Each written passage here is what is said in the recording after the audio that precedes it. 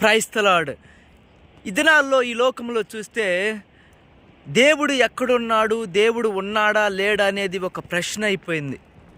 చూడండి, దేవుడు ఉన్నాడు అంటానికి ఒక రుజువు ఏంటంటే చూడండి, ఈ యొక్క సృష్టి చూడండి. ఇక్కడ ఉంటున్న కొండలు, ఇక్కడ ఉంటున్న లోయలు, ఇక్కడ ఉంటున్న కొండల మధ్య ఉంటున్న నది చూడండి, ఇవన్నీ దేవుడు ఉన్నాడు అంటానికి రుజువై ఉంటున్నది.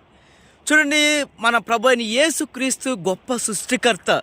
ఆయన ఈ లోకములో ఉంటున్న సృష్టిని అంతటినీ సృష్టించాడు. కొండలు, లోయలు, నదులు, జీవరాశుల్ని, మనల్ని కూడా తన యొక్క స్వారూప్యములో సృష్టించుకుంటున్నాడు. కాబట్టి దేవుణ్ణి మనము విశ్వసించే వారముగా ఉండాలి. ప్రభు అయిన యేసుక్రీస్తు మన కోసము సృష్టికర్త అయ్యిండి ఆయన ఈ లోకములో మానవుడిగా జన్మించాడు. ఆయన మన కోసము మరణించిన వాడుగా ఉంటున్నాడు.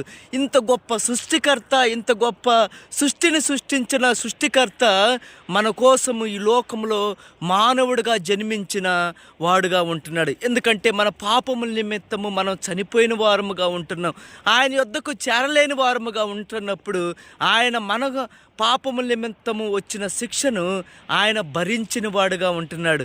ఆయన మన కోసము తన యొక్క పరిశుద్ధ రక్తాన్ని కార్చి మన నిమిత్తము ఆయన ఎంతగానో వేదన పడి మన యొక్క పాపముల నుండి వచ్చే శిక్షను ఆయన భరించాడు. కాబట్టి మన జీవితంలో ప్రభు అయిన యేసుక్రీస్తు సృష్టికర్త మాత్రమే కాదు, ఆయన గొప్ప రక్షకుడిగా ఉన్నాడు. కాబట్టి మనము మన హృదయంలో చిన్న ప్రార్థన, ప్రభు నా కోసము సృష్టికర్తవై ఉంటున్నావు, సృష్టికర్తవైన నీవు మానవుడిగా జన్మించి నా కోసం చనిపోయి రక్తం కార్చావు, నీకు వందనాలు, నా పాపములు క్షమించు, నీ రక్తంతో నన్ను కడుగని మనం చిన్న ప్రార్థన చేయగలిగితే సృష్టికర్త యొద్దకు మనము మరలా చేర్చబడతాం.